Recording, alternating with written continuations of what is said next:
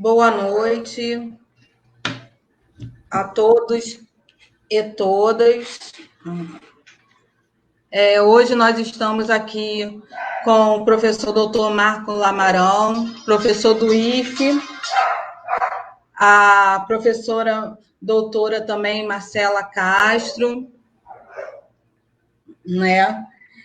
Para a gente fazer um bate-papo sobre educação e pandemia, que hoje a gente está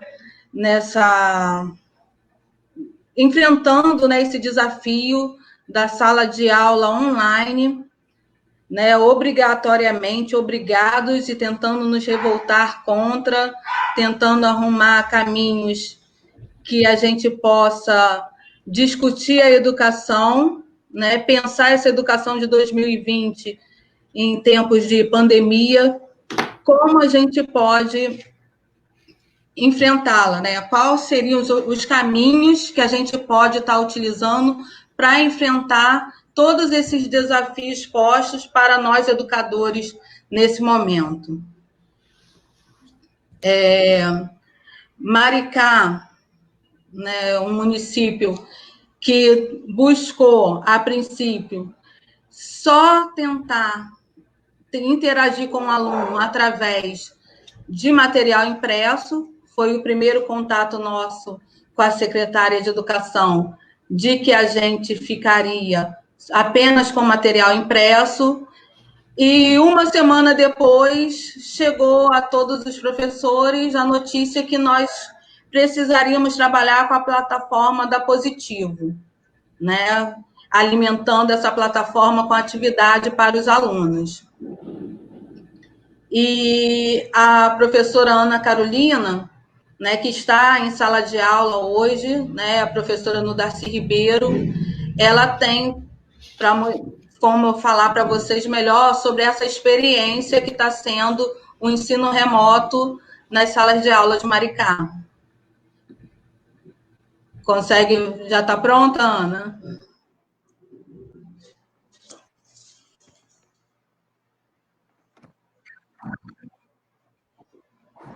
Tô sim, vocês estão me ouvindo? Sim. Estão me ouvindo? Ok. Tá. Bom, como a Shirley falou, meu nome é Ana Carolina, né? Sou professora há mais de 10 anos na rede de Maricá. Sou professora de ciências, dou aula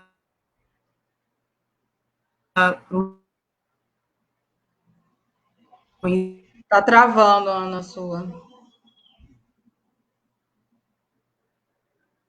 Ensino Fundamental 2 e também para educação de jovens e adultos. Desde que eu entrei, né, eu dou aula nesses dois segmentos. E nesse período de isolamento,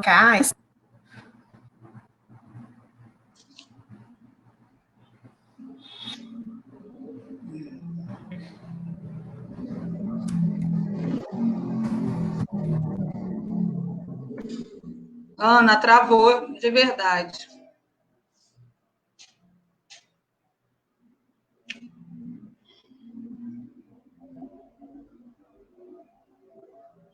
tá ouvindo? Não. Tá. E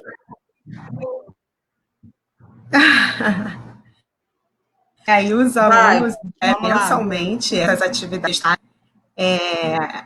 eles vão na escola deles, básica, e junto da cesta eles recebem as atividades próprias. Associado a isso, os têm acesso a disponibilizada pela prefeitura, né, e que os professores e eles podem acessar essas atividades virtualmente. Lógico, não são todos que entram na plataforma, né? Mas quem tem acesso à internet tem essa opção também de estar acessando as atividades pela plataforma. Algumas escolas, e alguns WhatsApp, Facebook, para poder estar interagindo com os seus alunos, né? Então, é dessa forma que Maricá, ela tem se articulado nesse período de isolamento, e é assim que a gente está tentando levar o ano letivo, né? Com esse ensino remoto, a gente pode falar assim. Eu não sei o que vocês conseguiram ouvir, porque realmente a internet deu problemas aqui.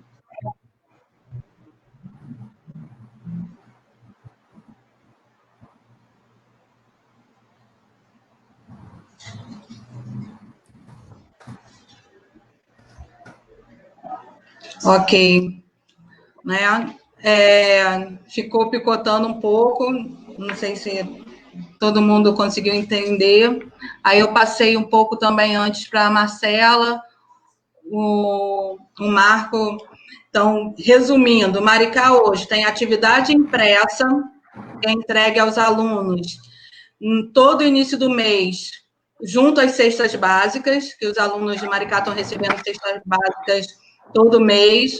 Então, junto com a cesta básica, o responsável leva para casa a atividade para o seu filho. O retorno, eu ainda não teve dessas atividades, né, Ana? O retorno não houve. Tem a plataforma, que nós tiramos em assembleia, a não utilização. Nós tivemos uma assembleia virtual com 72 professores que disseram não ao uso da plataforma, e passamos a utilizar a palavra interação ao invés do ensino remoto. Né? A gente optou por estar fazendo essa interação com o aluno. Mas há professores que utilizam o Facebook e há professores que fazem atividade remota através do WhatsApp pessoal. Né? Manda atividade, conversa com o aluno, faz videozinho, principalmente os professores do ensino fundamental 1. Né? A gente tem o 1 e o 2, e o do Fundamental 1 ainda tem esse método, né? Gosta dessa aproximação maior com os alunos, então nós temos muitos professores do Fundamental 1 que utilizam o WhatsApp, para vocês conhecerem um pouquinho da nossa realidade. Então, vamos começar com as mulheres, Mar?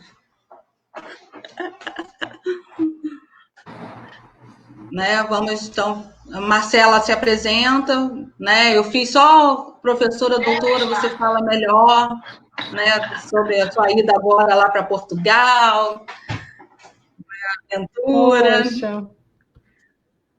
Poxa. Antecipado de doutora, eu sou doutoranda do programa da Faculdade de Educação da UFRJ. Eu também trabalho na UFRJ, sou servidora pública há 10 anos na UFRJ, eu atuo como TAI, no caso, eu sou atualmente lotada na Faculdade de Educação, onde eu faço o meu doutorado. E a minha experiência agora que a Shirley estava falando é que eu sou doutoranda do CapSprint, na Universidade do Minho, e estou me preparando para avançar, né, nos meus estudos, agora no meio da pandemia, né, para tentar chegar à universidade, que tem sido uma luta muito grande. Sair do país tem sido muito difícil. Meu doutorado já era para ter começado, sanduíche, no início de setembro, e a perspectiva é de um adiamento, mas a gente ainda está esperando o que os bons ventos vão nos ofertar, né? Eu não acredito muito que a mudança do país vá se alterar nesses últimos dias, porque a gente está com um índice de contágio muito elevado ainda, né? A gente está com a população na rua, e me parece que a prudência ela passou a não fazer parte mais das nossas vidas, né? Como uma tarefa de convencimento de que tudo vai bem. Então, é esse contexto que a gente tem vivido, independente de pensar a educação no nosso país, mas, de um modo geral, toda a sociedade ela se encontra assim. De outro modo, quando a gente pensa em política educacional, e o contexto tem sido um contexto de muitas lutas na política educacional, de muitas batalhas, a gente precisa pensar em como esse contexto está alinhado, né? Como ele está construído. A política do Estado do Rio de Janeiro, ela começa com a opção do ensino remoto logo em seguida da suspensão das aulas, né, no momento necessário da pandemia, no encaminhamento de um projeto de lei 3 dias depois, após a suspensão das atividades escolares, com o objetivo de, vamos dizer, de aprovação da plataforma do Google Classroom.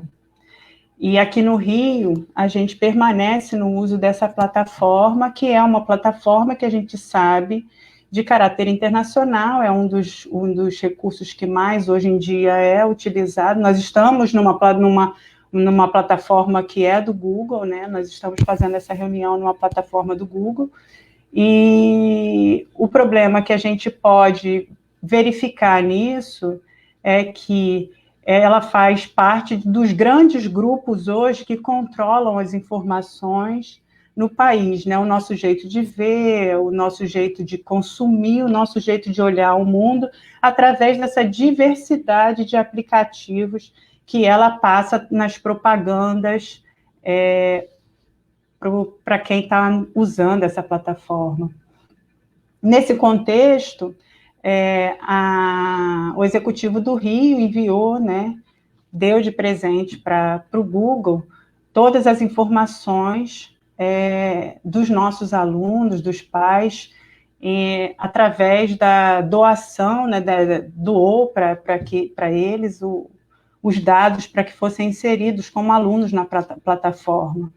Então, tem um autor italiano que fala, né, que se a gente tinha antes todas essas informações dissipadas, né, como se fosse pensar as múltiplas linhas de metrô de São Paulo, né, que a gente tinha os consumidores todos fora do contexto, a gente conseguiu, nesse movimento, unificar nas linhas do Rio de Janeiro, que é uma tripa, né? Então, eu dei para o Google todas as informações nessa via de mão única. Olha, esses são os consumidores da educação, do ensino público do Rio de Janeiro, está aqui.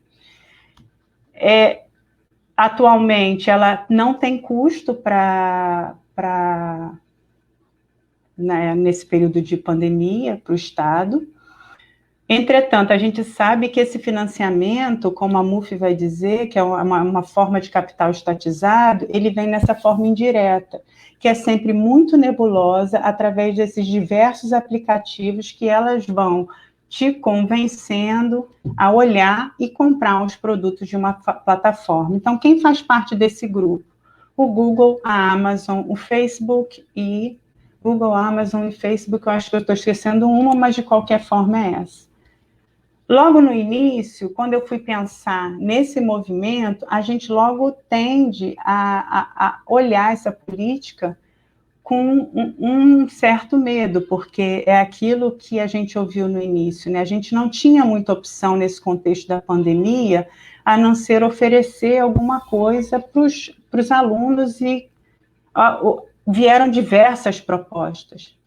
No meu caso, eu queria deixar claro que o meu lugar de fala como mãe, que eu acho que é muito importante a gente clarificar isso, muito importante eu colocar isso, é que meus filhos, nenhum deles estão nas plataformas. Eu acredito que o ensino nesse período, ele precisa estar alinhado com uma forma de contato pedagógico, né? Uma forma de pensar que o momento é de preservação à vida e pouco vinculado às experiências educacionais que a gente, porventura, está em processo de construção e de tentar pensar um planejamento para essas estruturas, né? Os professores tiveram que assumir essa plataforma sem uma formação adequada.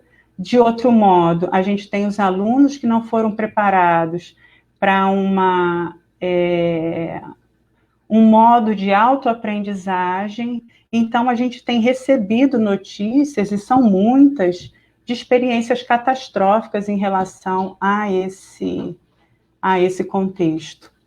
Entretanto, o ensino online não para, ele é interditado dentro da Casa Legislativa do Rio de Janeiro, a plataforma não é aprovada, mas ele tem um alinho com a política externa, né? Então, assim, a aprendizagem tem um contexto que nunca para, né? A gente tem uma frase, um hashtag da Unesco que diz que a aprendizagem nunca para. E daí vem os contratos de televisão, que são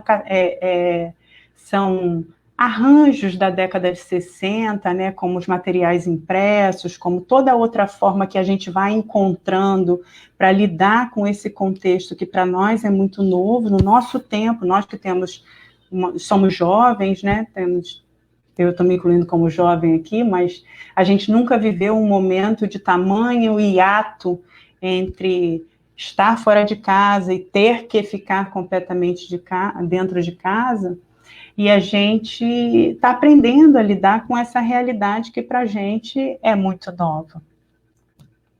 Daí, eu posso dizer que, quando eu falo dos meus filhos, né, o mais velho está no 9º ano, não está realizando as atividades, ele estuda no CAP-UERJ, que inicialmente optou também, assim como no município, pelo contato pedagógico. O do meio, o pequeno, está com 9 anos também no CAP-UERJ, não está fazendo atividade, e a mais velha agora começou na UFRJ algumas atividades que o calendário ainda está muito nebuloso, porque é uma tentativa da gente estruturar o ano de 2020, 2021, no contexto do ensino superior público, né?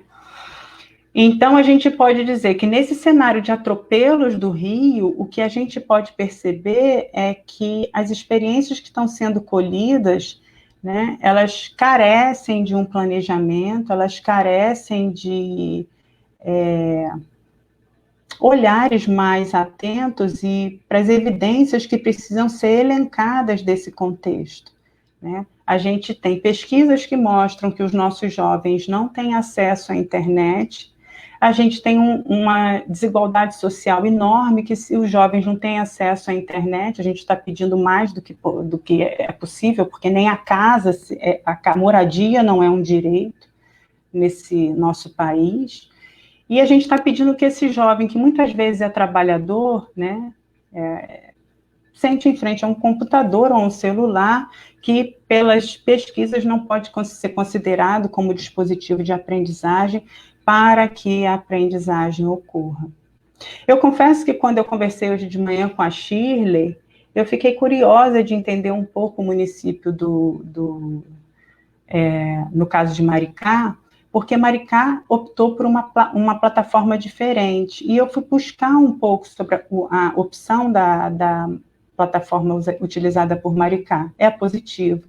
A Positivo, ela é uma plataforma nacional, então a gente pode tentar, eu gostaria muito de tentar entender, e eu acho que isso a gente vai precisar de um diálogo, por que a opção dessa plataforma e não a do Google? Seria mais fácil aderir a uma plataforma em que a gente vê um alinho com políticas que já estão largamente sendo sustentadas aqui no Estado, né?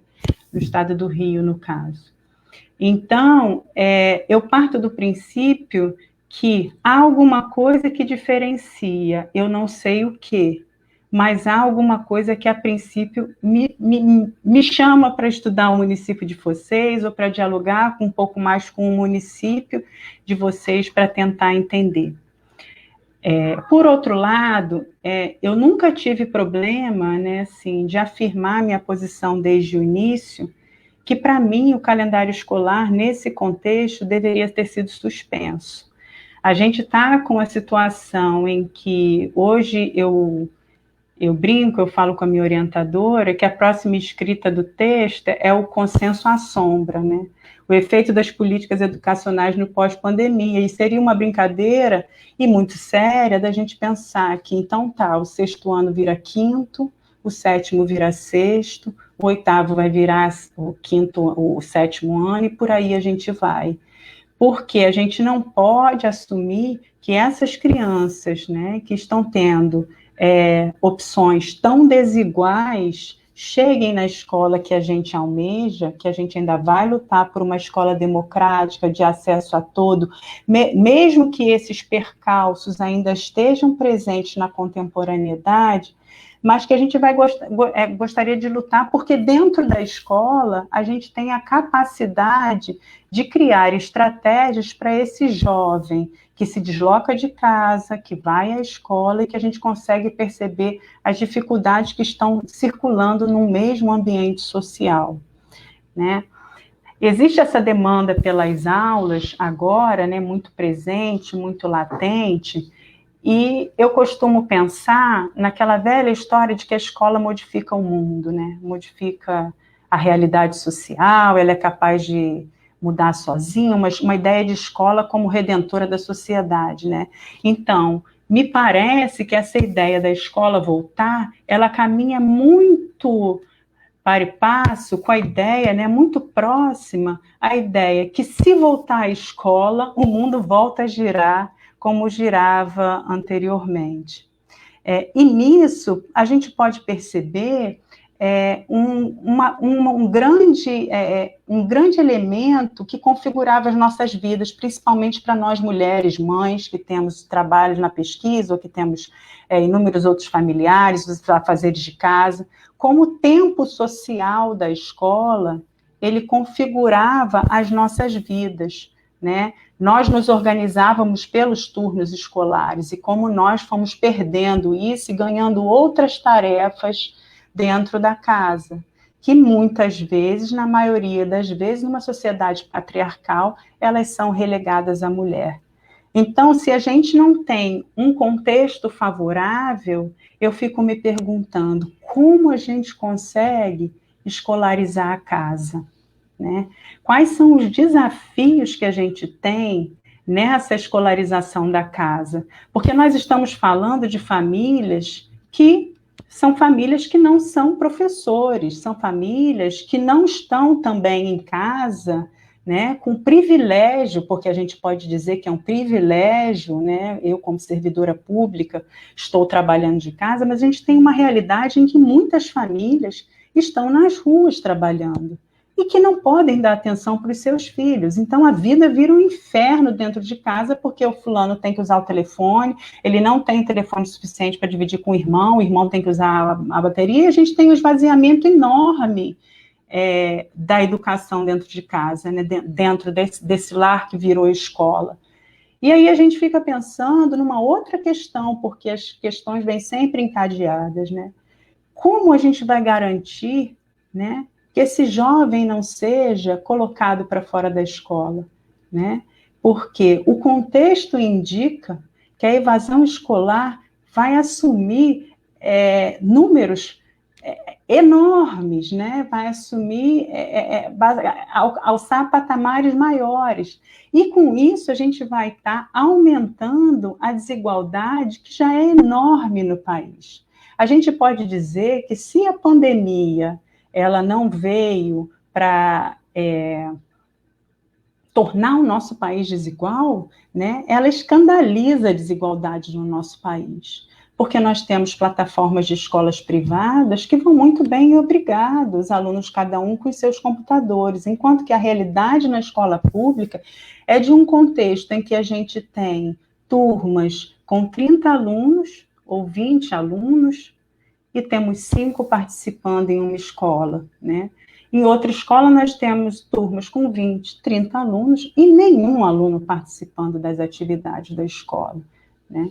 Então, nesse sentido, eu convido assim, a pensar nas estratégias que a gente tem que avaliar ao longo desses quase 6 meses da experiência educacional que a gente tem vivido. Porque se a gente não tiver um posicionamento de que precisamos, sim, reavaliar como será o retorno e esperar que essas crianças tenham uma outra experiência após o período da pandemia, a gente vai expulsar muitos alunos da escola, e não é isso que a gente quer, né? De outro modo, a gente precisa pensar em estratégias pedagógicas que possibilitem uma sociabilidade na internet sem tornar exaustivo esse espaço que nós estamos vivendo. Ora, algumas escolas agora já estão propondo atividades de até 4 horas pela internet.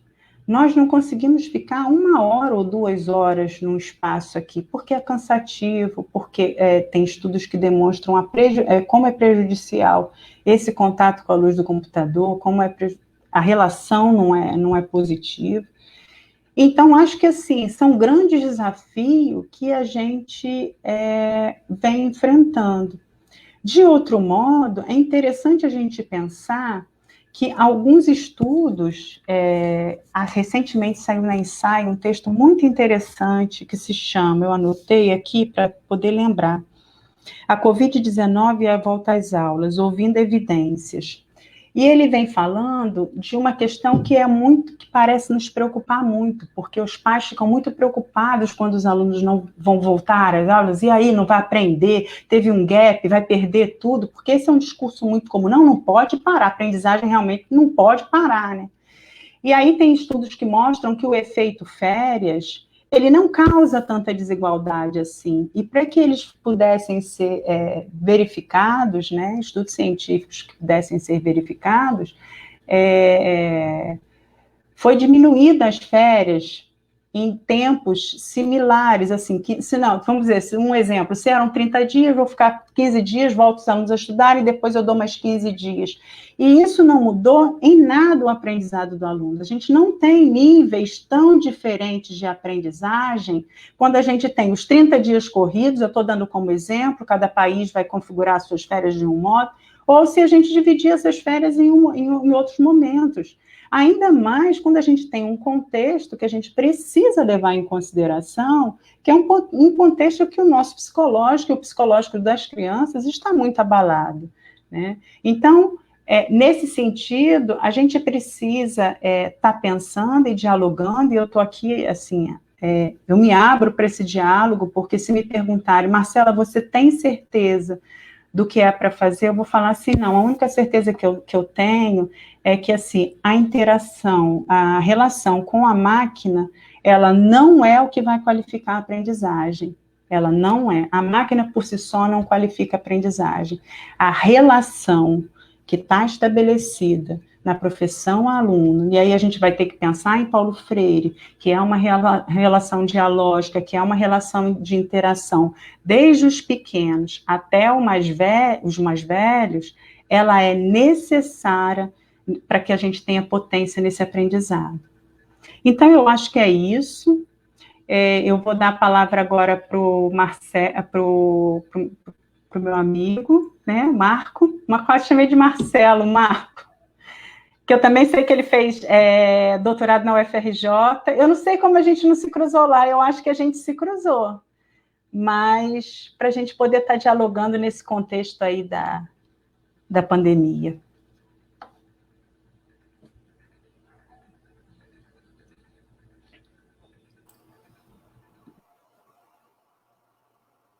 Obrigado, Marcela. Marcela fazia referência a um colega nosso em comum, que tem um sobrenome parecido com o meu, que é o Marcelo Lameirão, que foi aluno da Faculdade de Educação. E aí, te ouvindo falar, Marcela, também me surge essa dúvida, como que a gente não se conhecia antes, né? Haja vista tantas similaridades nas nossas trajetórias.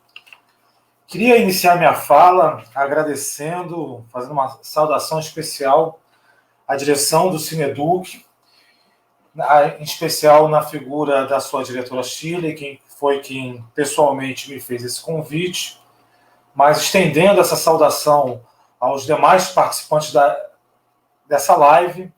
Tive o imenso prazer de ouvir anterior a mim a Ana Carolina, professora da rede, e a Marcela, ia te chamar de Marca, mas não vou fazer isso não. A Marcela, TAI e doutoranda da Faculdade de Educação, com reflexões extremamente pertinentes. Mas também a minha saudação se estende aos demais lutadores que, numa sexta-feira à noite, se dispuseram a estar aqui assistindo essa live conosco, se prontificaram a ter um momento de reflexão coletiva, essa que é, unida a também ação coletiva, a única saída possível para a crise que nós nos encontramos. Por mais que essa ação coletiva, como bem disse a Marcela, por vezes dialogue intensamente com as incertezas. Não é possível, de fato, saber exatamente o que fazer no momento onde cada um de nós reconhecemos trata-se de um momento inédito na vida de todos.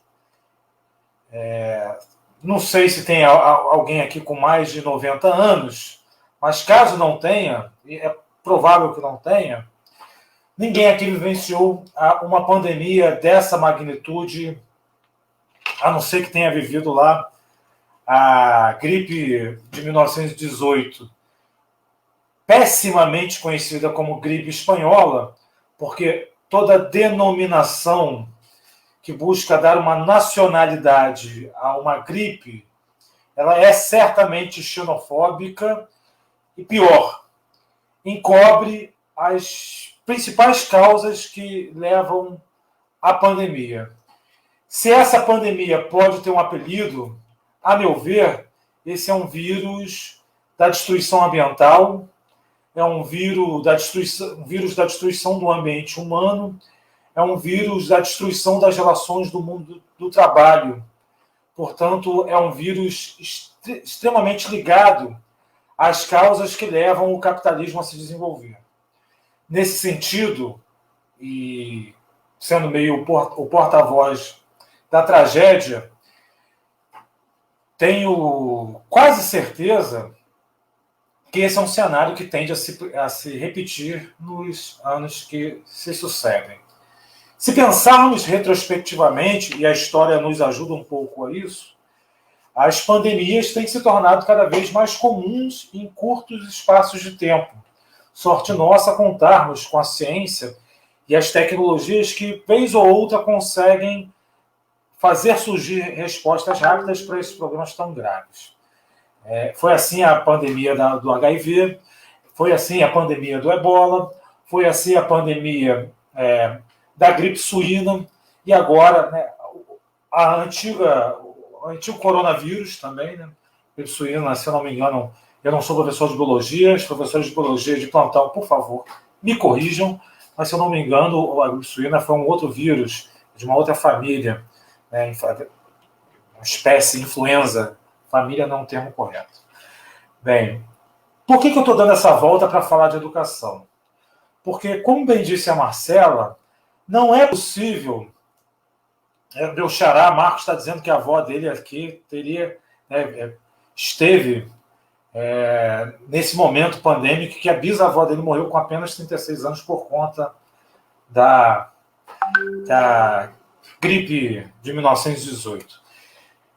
Porque não é possível pensar a escola sem pensar a sociedade. A escola não é e não será nunca algo além de um espaço onde se condensa as relações sociais maiores que existem para além da escola. Então, nesse sentido, eu comungo com as convicções da Marcela de que a escola não pode nem deve ser tida como a solução de todos os problemas sociais do capitalismo. A desigualdade social no capitalismo, ela não se resolve com a educação. Ela se resolve com distribuição de riquezas. A educação pode sim ser um instrumento de construção de conhecimento crítico e, com isso, auxiliar a luta histórica da humanidade em direção à sua emancipação. Mas ela não pode e não deve ser pensada sobre grave risco para essa própria escola, em especial para a sua vertente emancipatória, para além das suas possibilidades. A escola não é portanto, o motor do desenvolvimento econômico. A escola não é, portanto, o celeiro das oportunidades que fará com que as desigualdades sociais se arrefeçam lá na frente. A escola, ela é um espaço de consolidação de um saber acumulado ao longo dos tempos. E na medida em que a educação vai sendo substituída por um certo novilinguismo, por novas palavras que buscam disputar sentidos com palavras antigas, e a educação vai sendo substituída pela aprendizagem, e já que a educação é mais ou menos a mesma coisa que a aprendizagem, e a aprendizagem não precisa ser feita apenas na escola, será que a escola é tão importante assim? Essas novas palavras que assumem certos sentidos, encobrindo outros sentidos, num claro momento da luta de interesses, ou como eu gostaria de chamar, por ser marxista, da luta de classes, num claro momento dessa luta de classes, a semântica das palavras guarda em si a história das lutas dos grupos que disputam os seus sentidos, os seus léxicos. Então, num claro momento dessa disputa, a educação deixa de ser importante num apagamento na medida em que ela passa a ser substituída por aprendizagem, e a aprendizagem passa a ser para a vida inteira.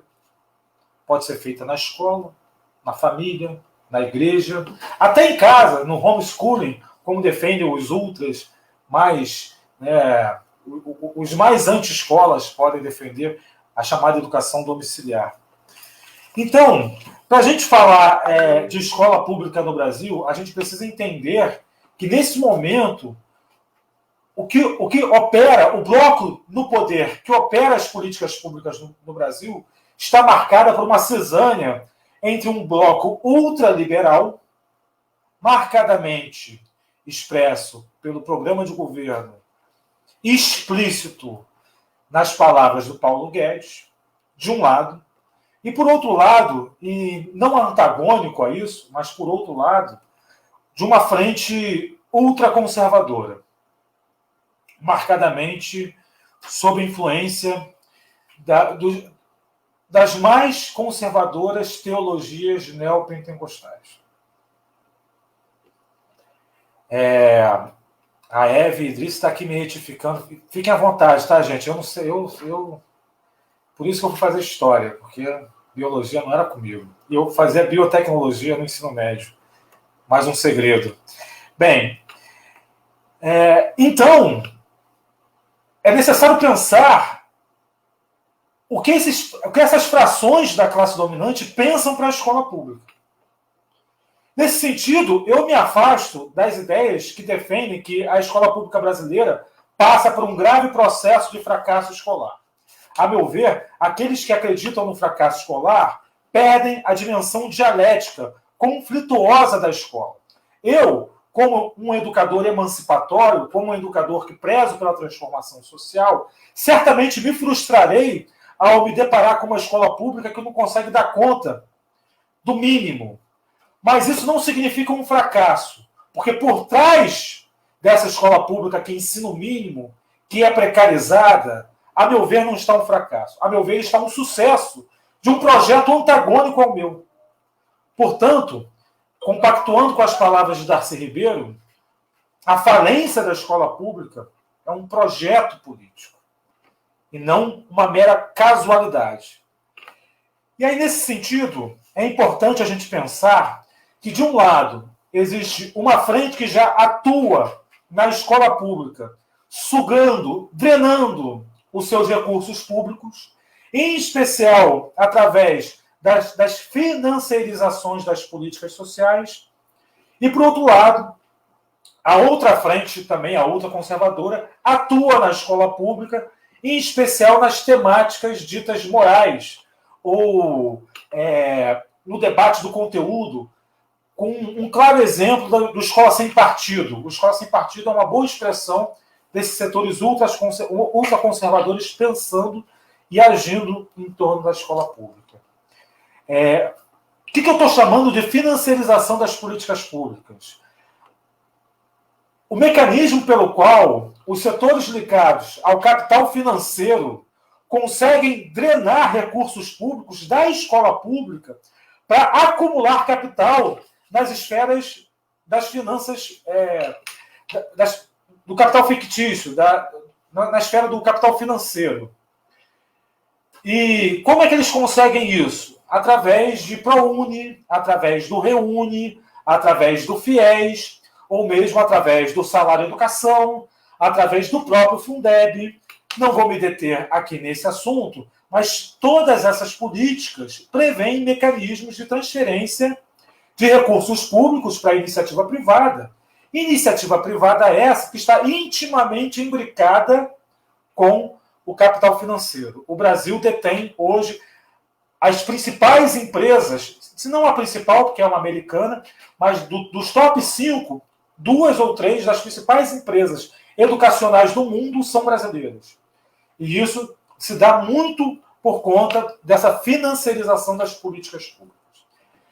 E se, por um lado, esses capitalistas financeiros, portanto, drenam esses recursos públicos para os seus interesses privados, por outro lado, esses setores ultraconservadores passam a pautar o debate da escola pública como se o debate da escola pública fosse um debate moral. E, com isso, inviabilizam aquilo que eles denominam o debate de ideologia de gênero, que aqueles que entendem um pouco mais do assunto sabem que de ideologia não tem nada, não se trata de ideologia. Ideologia é um conjunto de ideias e gênero é algo que se determina majoritariamente biologicamente. Então, tem determinantes sociais, mas majoritariamente biologicamente.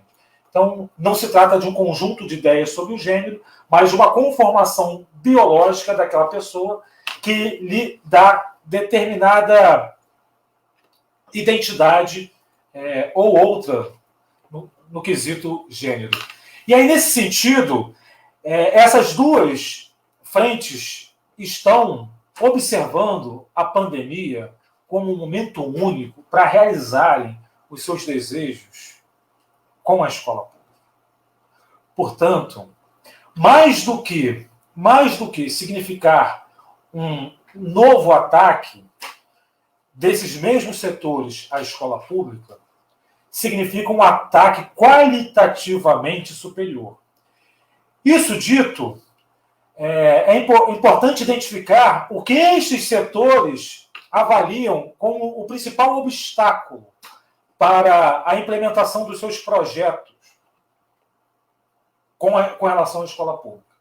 Para esses setores, a escola pública fracassa, e a escola pública fracassa por conta, primeiro, da má formação docente, segundo, por certa indolência dos servidores públicos da educação, e terceiro, por seus sindicatos corporativistas que buscam defender privilégios e, com isso, não dão atenção ao interesse da população em geral. Então, movidos por esse discurso, esses setores encontram no profissional da educação, no professor docente, no educador, em especial no educador crítico, aquele principal elemento que necessita ser vencido. Para isso, eles passam a defender que aquele professor pesquisador deixe de existir, ou exista somente na universidade. A partir de agora, é necessário estimular a presença nas salas de aula do ensino básico, nas salas de aula da educação mais mínima, mais comum, mais massificada, um professor que, muito mais do que saber o conteúdo, saiba transmitir esse conteúdo. Portanto, um professor não que produza, mas que entregue. Um professor delivery. Não o suficiente sermos agora estimulados a nos tornarmos professores deliveries, a gente, na pandemia, passa a introjetar parcela dos custos que outrora eram financiados, eram gastos pelo poder público. Sabe o cafezinho que a gente bebia na sala dos professores? Pois é, com o ensino remoto, o cafezinho sai do bolso do servidor. Sabe a água que a gente ia lá no bebedouro? Às vezes a gente não ia no bebedouro, porque a gente sabia que aquele bebedouro a depender da região de Maricá, a água não era lá muito boa, não era de extrema qualidade, mas essa água, que também custa, pode não custar muito, mas custa, ela também passa a ser contabilizada como custo do docente. Sabe o papel para ele rascunhar as suas aulas? Sabe a internet para ele trafegar os seus dados? Sabe a luz que ele gasta montando todo esse aparato? Todos esses elementos deixam de ser custeados pela iniciativa pública e passam a ser introjetados como um gasto natural desse novo docente. E é triste a gente perceber como que a gente, muitas das vezes, é convencido a aceitar esse novo normal por trás de um discurso quase jesuíta, que diz o seguinte, que se nós não fizermos nada, os nossos alunos serão excluídos. Senhoras e senhores, sinto lhes dizer que os nossos alunos serão excluídos, a independer do formato que a escola detenha no momento da pandemia. A exclusão social, repito, não se resolve pela escola. A escola pode ser uma intermediária desse problema social, mas não é ela a catalisadora, ou a propulsora, ou a catapulta para se superar este problema. E aí, a gente tem, portanto, que pensar nesse termo que está sendo proposto, que é o termo de ensino remoto emergencial. O que eu quis destacar na minha fala é que se esse ensino remoto passar a ser naturalizado por nós, docentes, será mais fácil para aquelas frações que pretendem controlar o saber docente exercer esse controle. Será mais fácil para a escola sem partido, se quiser assediar moralmente o docente, reter essa imagem desse docente e proceder a esse assédio. Será mais fácil controlar ideologicamente esse docente, em especial os docentes de história, sociologia, filosofia, que vira e mexe, precisam lidar com temáticas que não são consensuais na nossa sociedade, e nisso expõem, porque é assim que nós produzimos a nossa ciência, alguns aspectos de opinião pessoal que formaram aquele viés, aquela visão pesquisadora. Então, todos aqueles ataques que antes estavam desarticulados ganham, com a possibilidade do ensino remoto, uma oportunidade única para avassalar o trabalho docente e desprofissionalizar por completo o profissional da educação, promovendo um processo de uberização deste trabalho, haja vista que parte desse gasto ele precisa introjetar. E pior, ainda tem um coach em algum lugar na internet dizendo para ele que fazer isso é ser empreendedor. Malditos coaches, né? A gente tem que dar um jeito neles em algum momento. Mas não vai ser agora. Então, a expropriação do saber docente ocorre de forma mais violenta com os instrumentos de educação virtuais. Um maior enxugamento desse currículo, apagando em especial as polêmicas necessárias das ciências humanas, é operada nesse tipo de oferta educacional. Como a Marcela bem chamou a atenção, uma extensa produção de metadados, que são aqueles dados compilados pelas empresas que nos fornecem redes sociais gratuitas. Ledo engano, senhoras e senhores. Nada é gratuito nesse mundo. Ainda mais no capitalismo.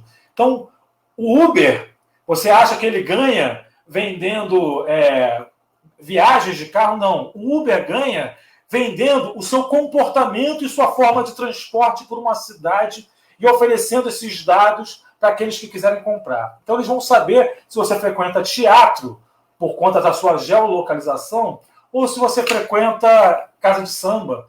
E, com isso, eles conseguem construir um perfil de consumo, um perfil político, um perfil ideológico e, nesse sentido, amarrar ainda mais as deliciosas ofertas irresistíveis que o capital faz ao criar novas necessidades de coisas extremamente desnecessárias.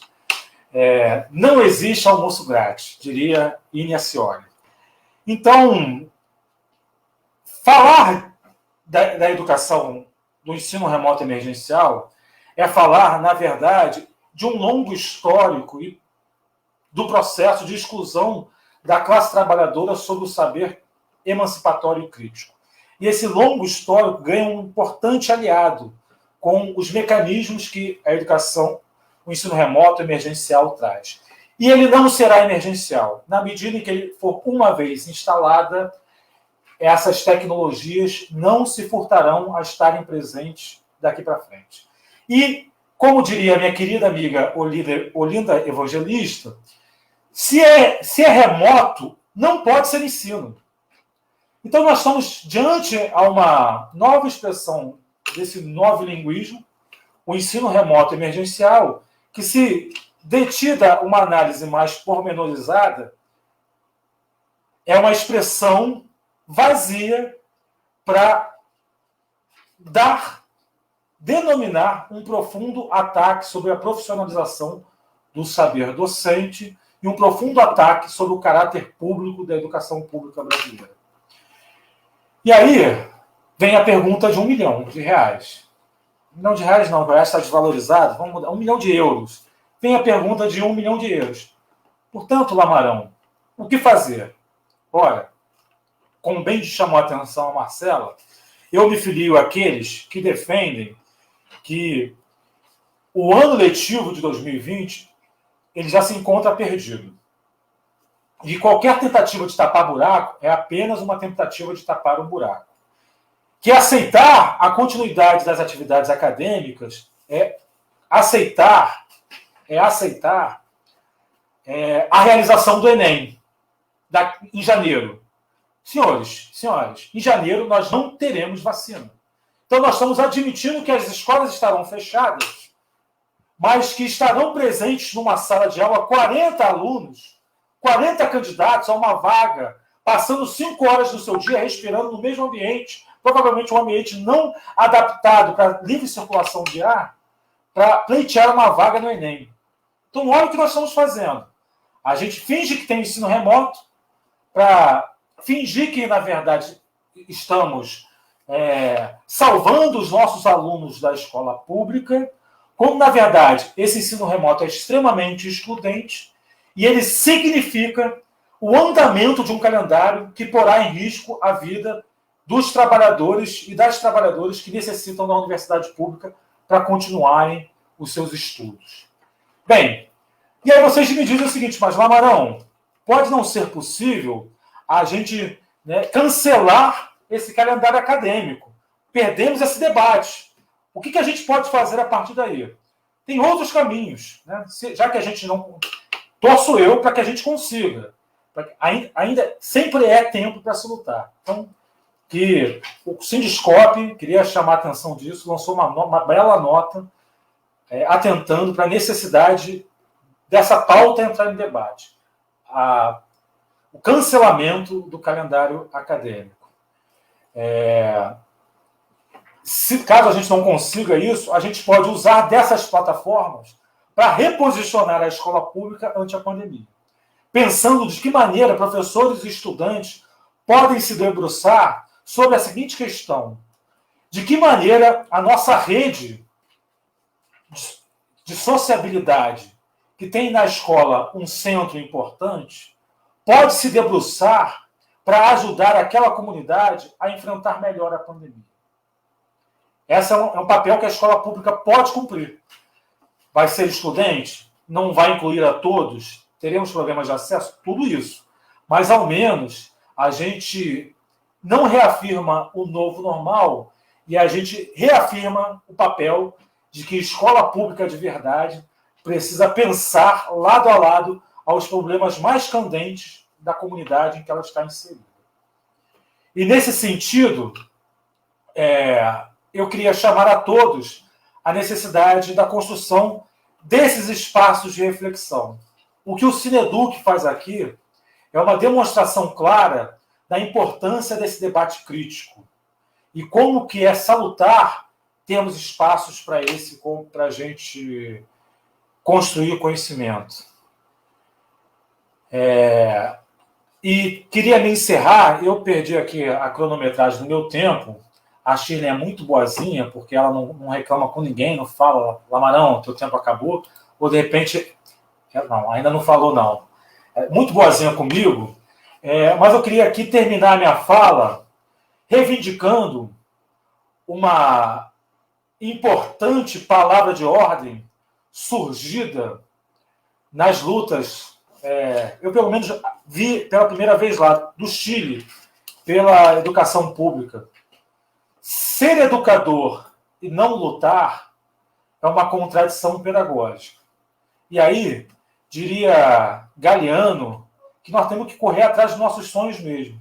Porque por mais que os nossos sonhos possam não ser realizáveis, ao menos eles nos fazem caminhar e caminhar para frente. Então, movido por nossos sonhos, movida por nossas afetividades e imbuídos do caráter público, é que eu faço um convite. Sigamos na luta. Muito obrigado pelo espaço.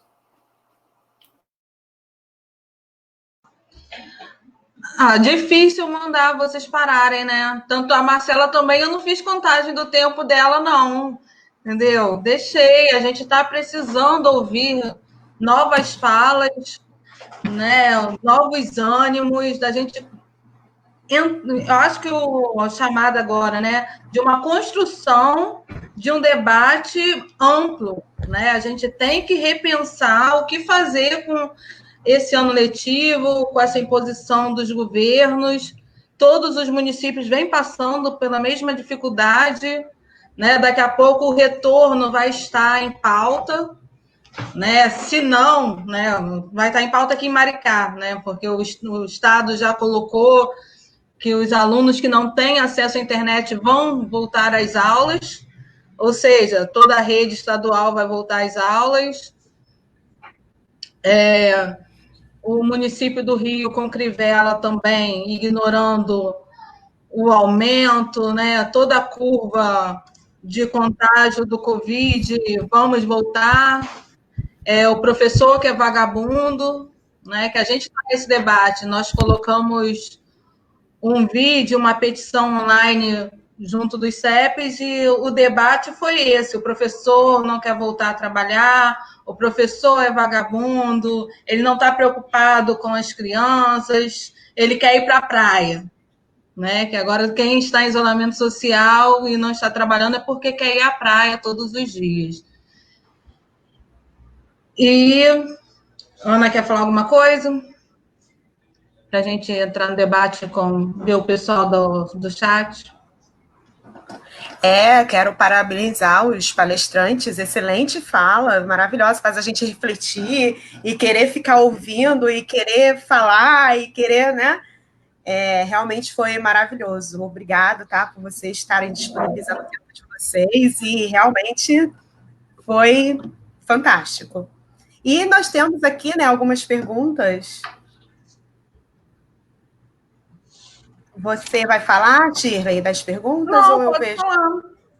Tranquilo. Então, tem alguns comentários, tem algumas perguntas, tá? Não houve nenhuma pergunta direcionada, então vocês aí vão respondendo, tá? O Marcos Roberto, ele perguntou sobre, né, a lógica do capitalismo e seu duplo objetivo pérfido. As plataformas, de um lado, em articulação com o depósito de criança das escolas burguesas. O que acham disso? O que vocês acham disso?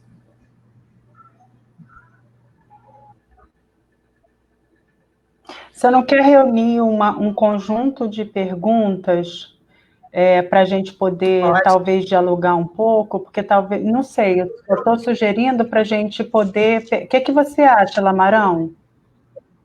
Porque a gente sintetiza e tenta num bloco. Beleza. E a gente vai no debate. Eu acho perfeito. Pode ser? Né? Tem um comentário aqui do Cássio: os professores estão estressados e desvalorizados pelo Estado burguês e a ideologia antisservidor de extrema-direita. Um comentário. O Marcos Roberto volta a comentar aqui: pois mas onde estão os sindicatos na luta, né? Com notáveis exceções, como o CEP de Maricá, outros passam pano para seus respectivos mandatários. Jaqueline Pinto: tudo reabriu. Em que medida essa reabertura pressiona pela volta às aulas? Eve, vocês não acham que esse período nos força a repensar a própria função da educação, sobretudo a educação pública? O que vocês acham desse bloco? Tá bom parar aqui? Ou... Ainda tem coisa dessa. Então tá, então vai com vocês. Bom, eu posso começar porque eu posso falar um pouco e a gente joga, eu acho que um diálogo entre a gente talvez ajude a gente responder as perguntas. Primeiro eu queria falar de algumas coisas que me lembraram a fala do Marco, quando ele foi tecendo, né? Porque a gente tem um movimento de, no caso, expansão da escola pública na década de 90, né? E no mais elevado grau, e ela se expande, mas ela não se expande como deveria se expandir em qualidade, né? Então, essa escola, desde então, ela vem sendo colocada sempre sob ameaça, né? sob suspeita. É a escola que não é capaz disso, é a escola que não dá conta dos seus conteúdos, ela é de má qualidade, os professores, isso vem muito ao encontro do que o Lamarão falou, né? Ela que produz os baixos índices pela má formação dos professores, pelo não atendimento dos alunos, sem uma estrutura de Estado que permitisse que essa escola se expandisse, assumindo não só as classes burguesas, mas também a classe trabalhadora. A escola não se modifica em atenção aos outros grupos que chegam à escola, né?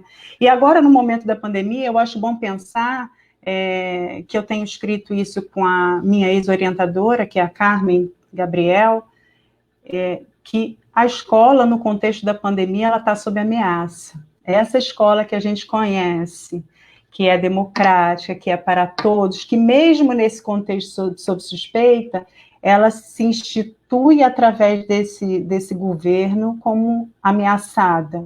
E eu acho que a nossa luta política é pela manutenção dessa escola democrática e para todos.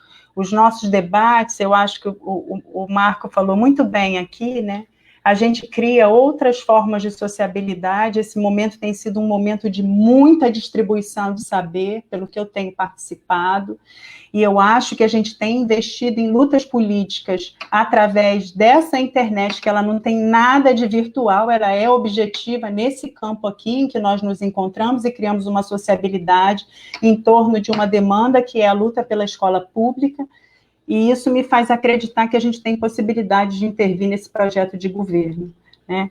Respondendo eu vou dar o início da pergunta, né, a resposta às perguntas, e acho que a gente tem que um pouco diferenciar o estado do governo quando a gente fala de política pública educacional, né? Porque a gente tem um governo que é ultraliberal agora, mas que a gente tem que acreditar que ele pode, sim, a gente pode, nessa luta que a gente está tentando articular, criar outras formas para que expulsar esse governo daí, né? Porque não tem outra palavra, gente, desculpa. Então, acho que a gente precisa, como a gente tem visto vários movimentos de professores se articulando, uma bancada forte que não conseguiu aprovar o ensino remoto, né, a plataforma Google, embora seja ação do Executivo no Rio de Janeiro, a gente não conseguiu, o projeto foi arquivado e não conseguiu encaminhar isso para frente.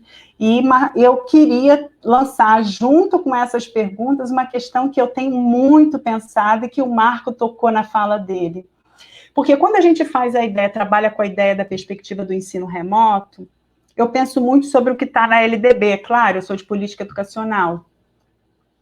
E aí, quando a gente pensa no que a LDB permite nesse momento de pandemia, é a EAD.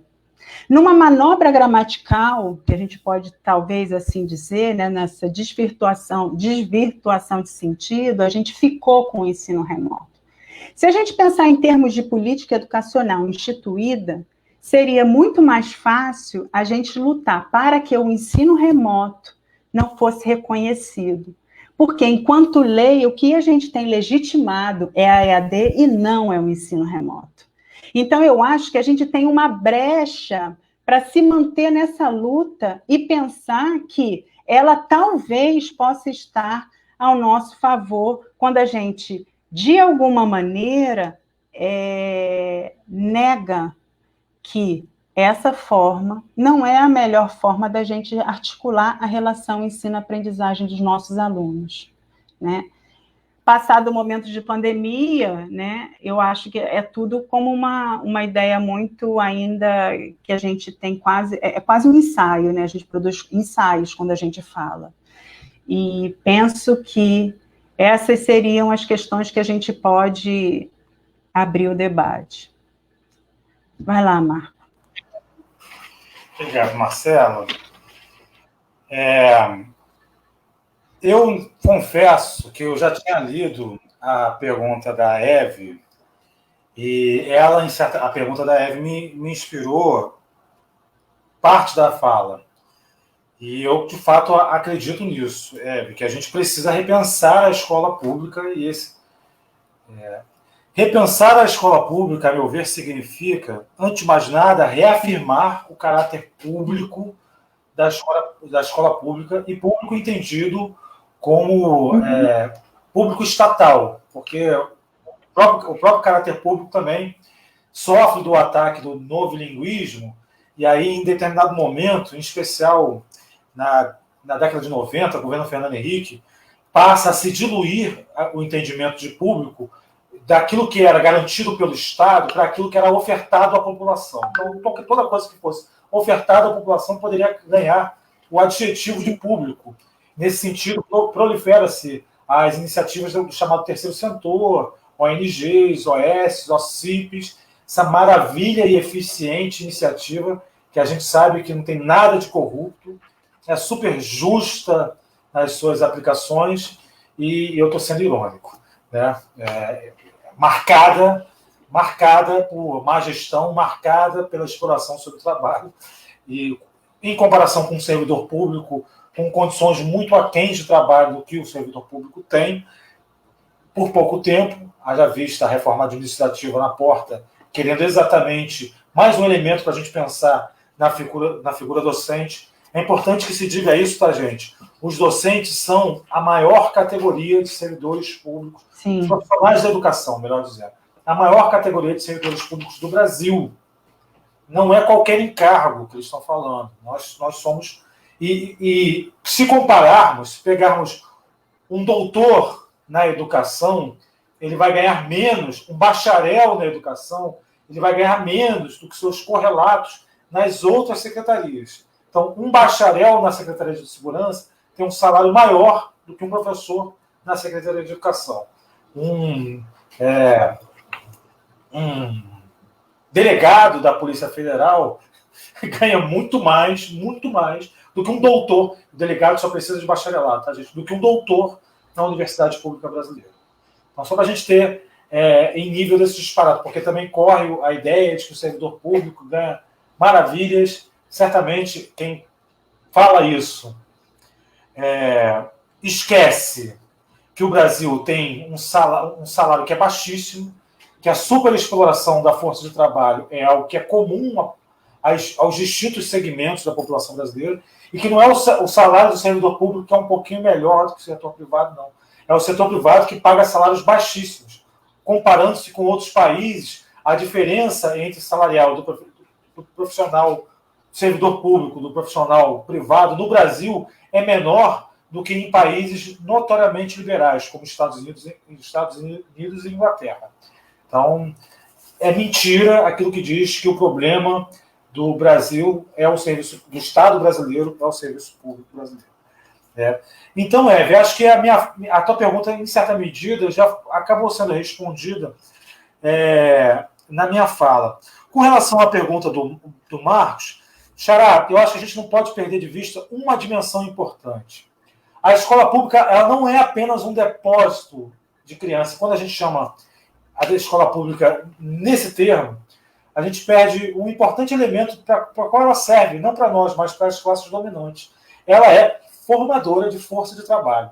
E não é qualquer força de trabalho.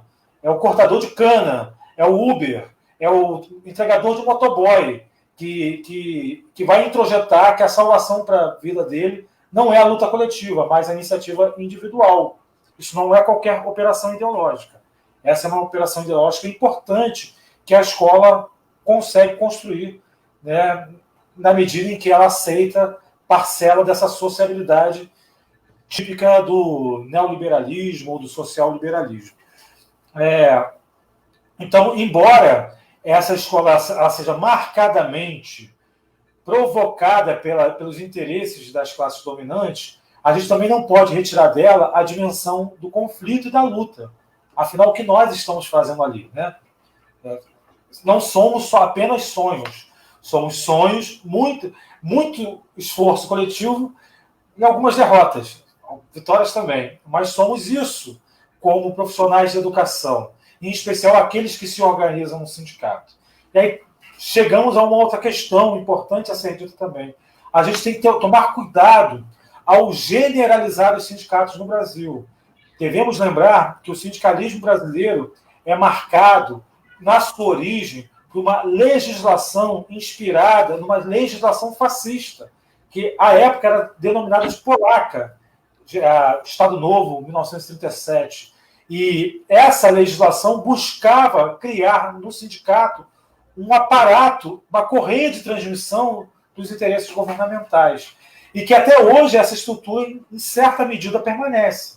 Há alguns sindicatos que conseguem romper com essa lógica e se tornam mais combativos. E esses sindicatos, efetivamente, merecem todas as nossas vivas e as nossas saudações. Mas a maior parte dos sindicatos brasileiros é marcado por essa genealogia.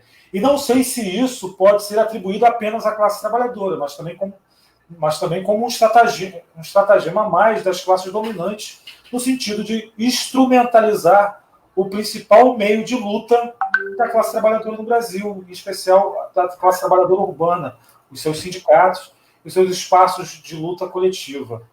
E aí, já vi que a Eve lançou mais uma pergunta, e vou aproveitar e vou respondê-la também. Eve, a democracia na escola pública brasileira vai ser igual à democracia brasileira. Não pode falar palavrão, né? Então tá bom, então vou me conter. Mas vai ser uma democracia tutelada, né? Extremamente limitada, extremamente amarrada. Então, é por isso que a gente fala em gestão democrática e não garante eleição direta para diretor. A gente fala em gestão democrática e parcela dos trabalhadores da educação não tem nenhuma formação específica, porque são indicados pelos vereadores locais que usam a escola pública como cabide de emprego. É o famoso clientelismo brasileiro. É nessa mistura entre arcaico e moderno, marcadamente, é uma dialética importante para a gente pensar na formação social brasileira, que também vai se dar a democracia na escola pública. Por isso que a gente tem que tomar cuidado. A democracia ela precisa ser adjetivada. E eu, particularmente, acredito que, estou que nem Che Guevara, que se o voto mudasse muita coisa, quando o voto ameaça mudar muita coisa, ele é proibido. Aí para de mudar. Né? É assim que funciona a democracia burguesa. E que, efetivamente, a democracia só é construída do alargamento dos espaços coletivos construído pelos de baixo. E essa é uma tarefa histórica nossa. E isso não vai se dar por intermédio da luz ou da boa vontade de bondosos governantes que acordarão um bom dia de bom humor. Agora darei democracia à população. Não. É muito suor, muito sangue, muita vida que custa a construção da democracia. E esse é um processo pelo qual é necessário que a classe trabalhadora pleiteie. Porque, a meu ver, democracia realmente democrática, ela colocaria em colapso o capitalismo. É impossível a verdadeira democracia nas formações sociais capitalistas. Então, está aí uma forma da gente lutar, né, contra o capitalismo dioturnamente, lutando pela radicalização da democracia, pela transformação da democracia liberal numa democracia direta e uma democracia ligada às tradições democráticas da classe trabalhadora. E nesse sentido, só para concluir, eu já tinha concluído, mas veio mais uma ideia. Nesse sentido, a escola também pode, em especial nós, educadores, né, combativos, guerreiros, podemos e devemos ter um papel importante de construir a desdemonização da política e construir a luta coletiva como uma dimensão importante para a resolução dos problemas individuais. Agora foi de verdade, terminei. Posso? Então, tem... pode, vai. Posso? Eu queria falar um pouquinho dessa pergunta da Eve. O que a gente pode pensar também sobre a democracia na escola é que nem toda escola é democrática no seu acesso. Porque a gente tem as provas de seleção das escolas, que a gente não pode dizer que todos entram no Pedro II, todos entram no CAP-UERJ, todos entram nas escolas de excelência.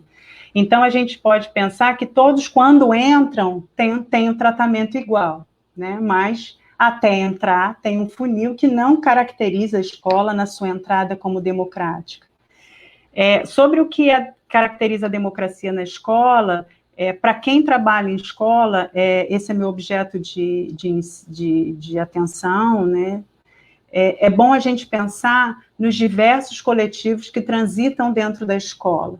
Quanto mais coletivos você tem, a gente dá a possibilidade desses indivíduos, dos sujeitos, se identificarem com as práticas e agir dentro dessa instituição, no sentido de participar na decisão dessa instituição. Então, pressionar, por exemplo, a gente vê várias escolas com Grêmio, por exemplo, o CAP-UERJ, embora não seja uma escola democrática no acesso, ele é uma escola, no Grêmio, os alunos têm direito a 2 votos, os alunos do Grêmio. Isso é muita coisa dentro de uma escola. A gente poderia pensar que essas escolas que potencializam a participação dos sujeitos nos seus diversos coletivos, elas estão ampliando o que a gente chama de uma escala de democracia, né? Como o Marco fala, não é o acesso do diretor que vai dizer se essa escola vai ser mais democrática ou não, mas sim como essa escola se organiza no sentido de pensar a relação com a sua comunidade, tratando dos pais, daqueles que são responsáveis, dos seus alunos e dos professores dentro desse espaço institucionalizado. Eu gosto muito de pensar que, por vezes, por exemplo, as práticas, elas modificam os espaços, né? Por vezes nós temos práticas, a gente tem um diretor que não foi eleito pela comunidade, e a gente tem exemplos disso aqui, né? Claro, a UFRJ já teve a intervenção, recentemente o IF teve uma intervenção, foi o IF? Foi o Cefet, né?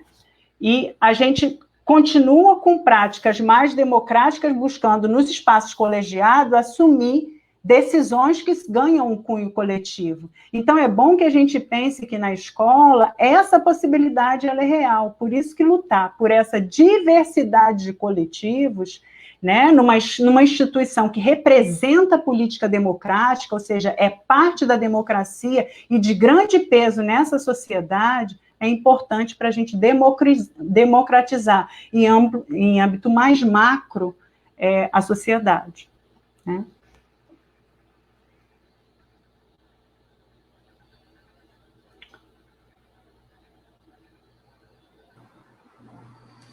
Posso voltar aqui para as perguntas? Porque conforme vocês foram falando, né, foram surgindo outros comentários, embora vocês também, eu percebi que algumas falas vocês já estavam acompanhando aqui, né?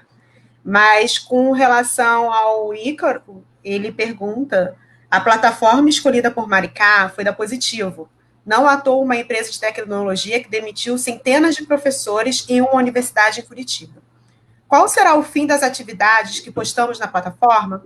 Provavelmente serão usadas para justamente reduzir nosso quadro, não é? Esse ensino remoto é precarização para reduzir custos, diminuindo o quadro de professores e reduzindo a qualidade para os alunos. Vou ver outra aqui, a do Rafael. Gostaria que os pesquisadores situassem a questão do EAD e os interesses empresariais em torno dessa ferramenta, plataformas, softwares, etc., tendo em vista que a EAD é um processo de precarização da educação pública que não começa hoje, está sendo incorporado em vários municípios e estados com modelos ainda mais precários, como as atuais plataformas de ensino remoto. Essas duas falas se conversam, né? Acho que vocês podem já falar sobre elas, né? Acho que já dá bom. O que vocês acham? Quer que eu leia mais Não. aqui? Acho que já dá. Eu acho que, de algum modo, a gente já conversou sobre isso, sobre a precarização do trabalho docente, através das plataformas, o financiamento, como ele é feito, que ele não é um financiamento direto, como a gente conversou, e o Marco deu exemplo, ele é um financiamento indireto, e que muitas vezes é nebuloso, pouco claro para quem manipula a ferramenta tecnológica, né, através dos seus brinquedinhos, das suas pesquisas de opinião, do modo como essa plataforma, porque a plataforma ela nunca é totalmente fechada, né, da transferência de dados no caso, para empresa, para múltiplas empresas que assumem os produtos educacionais. Eu, em conversa com... É uma medida catastrófica, assim, é uma conversa catastrófica, mas eu estava conversando com meu marido e a gente fala, talvez sejamos a última geração de concursados públicos na educação, em grande escala. Eu não vejo horizonte nesse contexto que se anuncia hoje, para a gente ter um grupo de professores sendo chamado para ministrar aula de forma presencial, e o Marco me corrija se ele tiver uma outra perspectiva, porque eu vou ficar feliz também, né? Eu acho que é um olhar pessimista, mas que ele precisa ser enfrentado, porque se não for enfrentado, a gente não consegue ser combatido. Como bem o Marco colocou, a questão da uberização, da precarização do trabalho docente, ela está dada. Ao invés da EAD, como a gente conhece, as plataformas das universidades privadas, ou mesmo dos consórcios públicos, eles operam com um número de alunos elevadíssimo, com alto índice de evasão, e com um professor para um número imenso de alunos. Então, a gente realmente precisa lutar para que isso seja uma pauta de protesto e de contestação ao que está dado, né, na defesa de uma escola pública presencial, que ela tenha... A gente de alguma forma, a gente tem perdido grandes lutas em relação à EAD, né? A reforma do ensino médio, ela trouxe uma perda, ela entrou com a EAD no seu currículo em 2015, se eu não me engano. Então, assim, estamos num contexto de exceção e não sabemos como esse contexto de exceção ele vai se organizar posteriormente. A minha esperança é que, como eu falei anteriormente, o ensino remoto permita que a gente não assuma a EAD para o ensino fundamental, muito menos, quem dirá, para a educação infantil, para a gente ouvir por aí, como eu vi de colegas, que passariam galinha pintadinha para a criança ver numa plataforma digital. Isso, para mim, não tem o menor cabimento. Aí eu acho que é um espaço de redução da educação, e que aí a gente pode entender que esse grupo está entendendo que a escola é um depósito e não um espaço de saber, de produção, de coletividade, de instituir novas formas, outras formas de sociabilidade que a nós nos interessam, né? Porque nós estamos ali num outro tipo de interação. Então, eu acho que é uma luta que precisa ser enfrentada, né? O não à EAD, e talvez essa ideia do ensino remoto nos permita isso. É sempre bom falar depois da Marcela, que ela mata um monte de questões que eu estava querendo falar, e já sobra só o filé mignon. O osso, ela tirou tudo já na minha frente.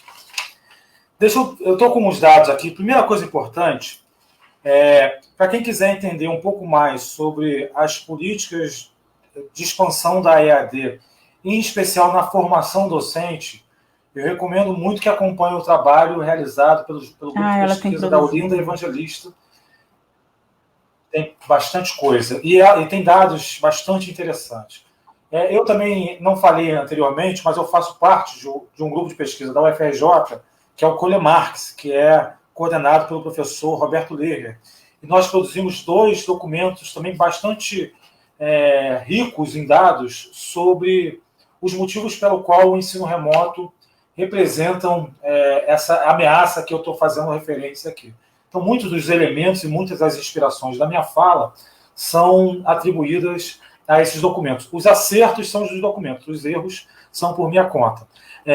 E nesse sentido, é importante dizer, eu fiz uma continha aqui, que a relação professor-aluno na universidade pública é de 11,4 alunos para cada docente. Na universidade particular, esse número ele sobe para um professor a cada 30 alunos.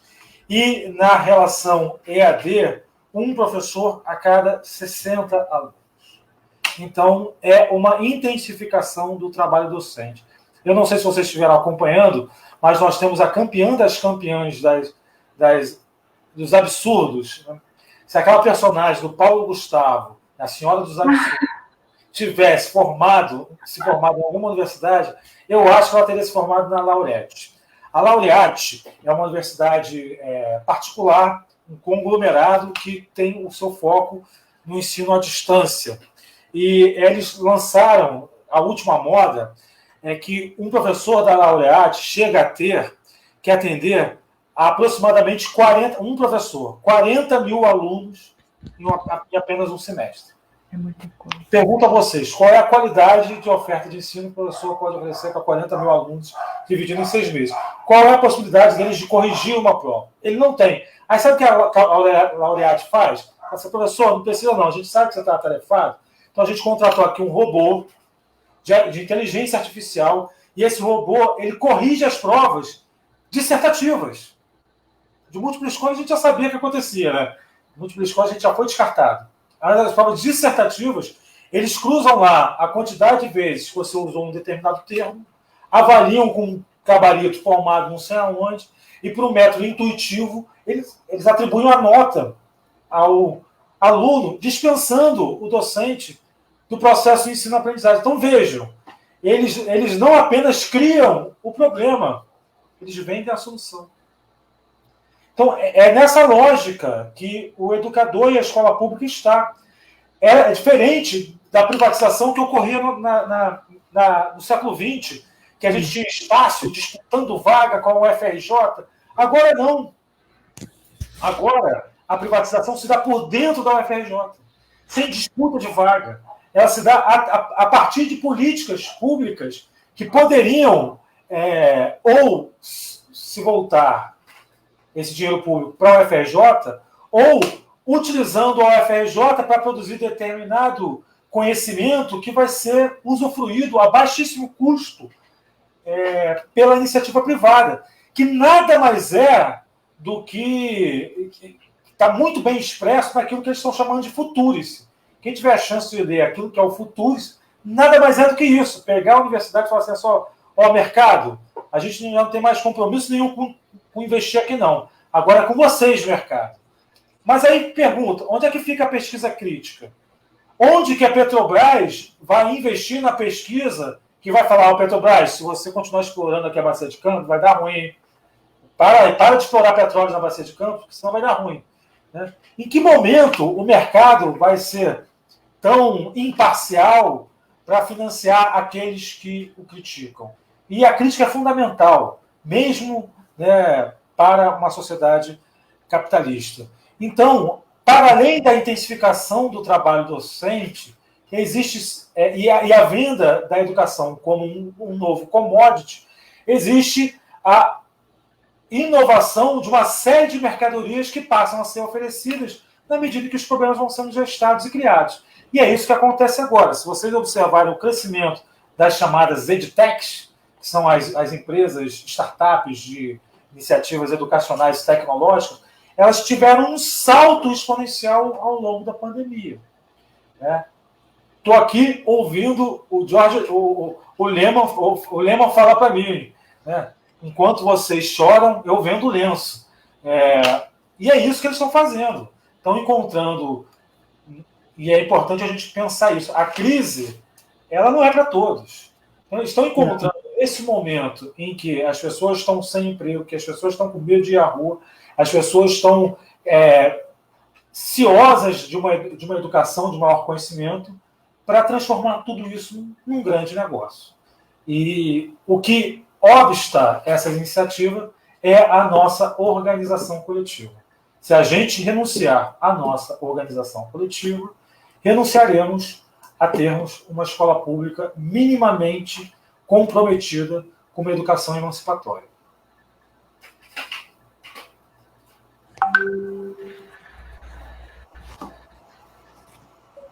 Ótimo essa questão, né? Vocês falando e nos ajudam a repensar o nosso papel, né? Porque a luta sem formação política, ela não acontece, né? Nós vamos fazer assembleias, os professores vão estar lá conversando do seu dia a dia, do micro, né? Que é o problema na sua escola, com a sua diretora, e esquece que nós temos enfrentamentos muito maiores do que simplesmente o que o diretor quer ou não quer naquele bimestre. E essa iniciativa nossa foi trazer um pouquinho disso para a rede, né? Que a rede repense o ensino EAD, que a rede repense as suas atividades no dia a dia, né? Que o professor... Porque hoje eu estava conversando com outra coordenadora, porque quando a gente entra na área da educação, nós pensamos em transformar, né? Que nós vamos ser transformadores, vamos mudar a sociedade, a gente vai ajudar a construir um país melhor, né? A maioria dos professores, quando entram, né? A gente está lá na pedagogia, na história, na geografia, e o professor, principalmente do Fundamental 1, né, que foi a minha primeira formação, o Fundamental 1 tem aquelas crianças de uma educação precária, né, sem acesso a nada praticamente, quando você fala da escola pública, ou quando um novo mundo que é mostrado para ele é dentro da escola. Né? E a gente vai perdendo isso no dia a dia. O governo consegue minar tanto as nossas forças que, sem a formação política, sem o estudo, nós vamos perdendo esse sonho que nós tínhamos quando escolhemos ser professores, né? Quando escolhemos ser educadores. E quando o professor aprende no dia a dia. E isso também é uma lógica perversa, que quando diz que o professor aprende no dia a dia, o professor é capaz de fazer o ensino remoto, porque ele transforma, ele consegue dar piruetas, né?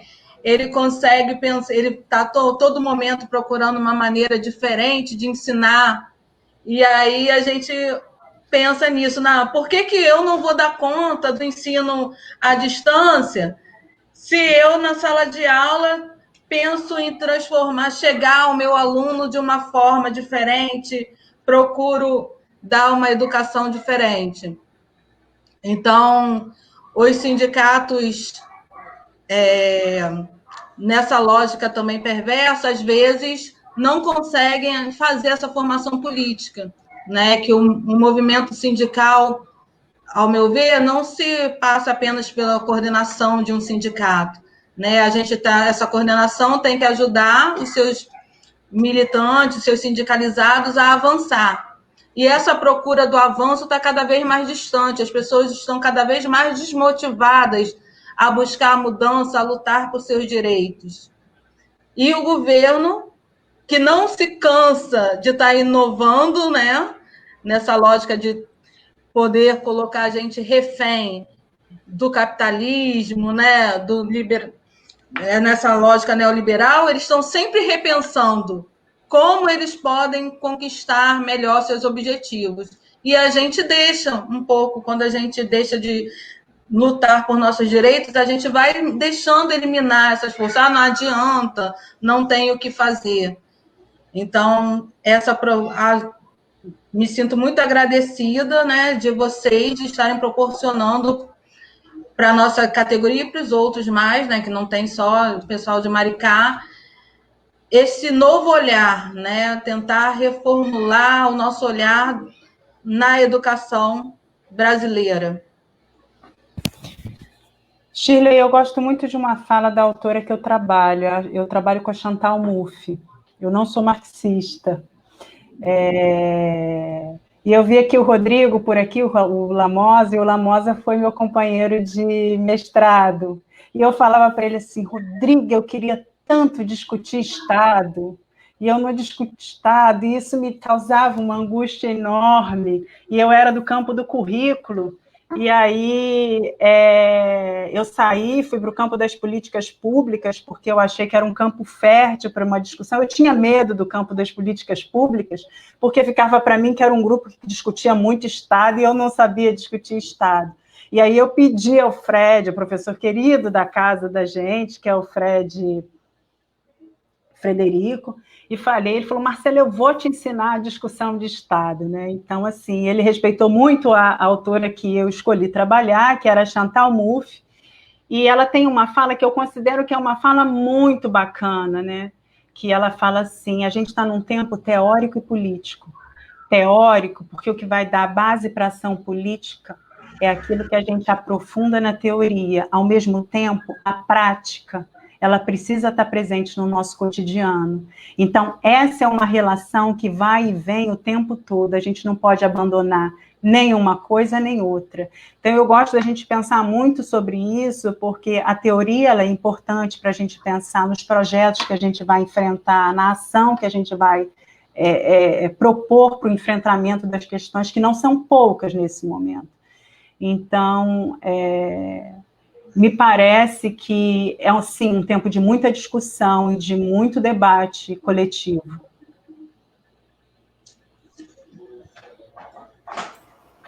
Eu também queria muito agradecer o convite e a oportunidade de me colocar à disposição sempre que o Cineduc quiser estar comigo presente, pode contar com a minha colaboração. Fico muito feliz em ser convidado, agradecer a Shirley, né? E o Rodrigo Lamosa, Marcela, é meu contemporâneo de UF, somos grandes amigos pela vida. O pessoal até às vezes brinca, não sabe quem é o Lamarão, quem é o Lamosa. Alguns chamam a gente de Lamarosa, outros chamam de Marco Lamosa, Rodrigo Lamarão, tem tudo isso aí. E o resto, Margues, também foi outro foi da mesma turma que você, também um grande amigo, também deu uma passada por aqui. E é isso, agradecer, dizer que foi um grande prazer partilhar da fala da Marcela, muito enriquecedora. Obrigado pelas suas contribuições. Obrigado, Ana, pela simpatia, pelo convite, por estar aqui. E muito obrigado, Shirley, pelo convite. E nos encontramos sempre na luta. Ana, vai falar alguma coisa? Eu sou meio ansiosa, né? Então, quando eu comecei a falar das perguntas, eu já fui agradecendo, porque eu estava encantada, né? Então, eu sou meio assim de atropelar as coisas. Mas é isso que eu já tinha dito, né? É um debate que não tem fim, né? A gente poderia ficar aqui e ficar comentando, e cada vez mais vindo novas perguntas e novos debates, enfim, né? É uma coisa que a gente percebe que a gente precisa falar muito e tem muito o que se falar, né? E queria agradecer vocês pela oportunidade, porque realmente foi espetacular tudo. Bom, agora eu vou agradecer, porque eu queria agradecer ao Luciano, que me colocou em contato com a Shirley, o Luciano, que trabalhou também, que agora está trabalhando junto ao Serafine na Alerj, que me colocou em contato com a Shirley, que daí eu vim aqui no grupo. E aí ele falou, quem vai dialogar com você, ele fez doutorado, você deve conhecer, é o Marco. E logo assim, a gente só se conheceu, quer dizer, de forma mais próxima agora, mas com certeza a gente já deve ter se cruzado pela universidade. É um prazer enorme eu estar aqui, eu me coloco inteiramente à disposição também com o grupo. Aprendi demais, obrigada, Marco, obrigada, Ana Carolina, obrigada, Shirley, pela oportunidade do debate. É sempre muito bom a gente estar formando coletivos em que as nossas demandas elas sejam parecidas, para a gente formule estratégias de luta para permanecer com fôlego em tempos tão difíceis. Acho que é isso. Obrigada. Só um adendo aqui, o Luciano é nosso querido, né? Ele ficou com 12 anos conosco aqui, militante, ele foi da coordenação do sindicato durante 12 anos. Né? Então, essa gestão que está hoje foi construída junto com ele. Né? Então, quando ele falou assim, eu tenho sim, a Marcela, eu falei assim, não, a gente já sabe que é gente boa, que vai dar certo. Bem, vamos terminar, né? Infelizmente, que eu acho que a gente ficaria aqui por mais 20, 30, uma hora conversando, até porque é um debate que incansável, né? E sempre tem uma coisa nova, sempre tem um ponto. Se a gente ficasse no chat, toda hora alguém ia lembrar de alguma coisa que a gente está comentando.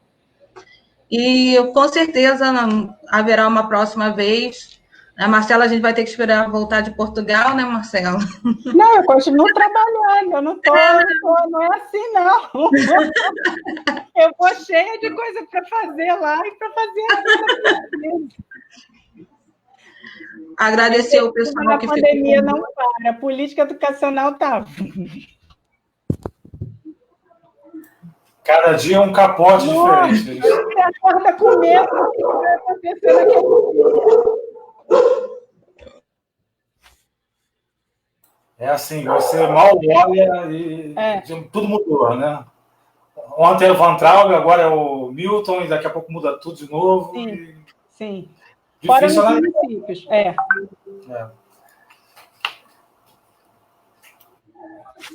Meu cachorro começou a latir agora. Dificuldade de me despedir, mas boa noite. Agradecer a galera que ficou com a gente aí até agora. Né? Como o Marco falou lá no início, uma sexta-feira, 6 horas da tarde, mesmo no isolamento social, todo mundo querendo tomar sua cervejinha gelada, né? Fim de expediente, e o pessoal veio aqui ouvir, né? Aprender um pouquinho, conversar um pouquinho. Muito obrigada a todos. Boa noite.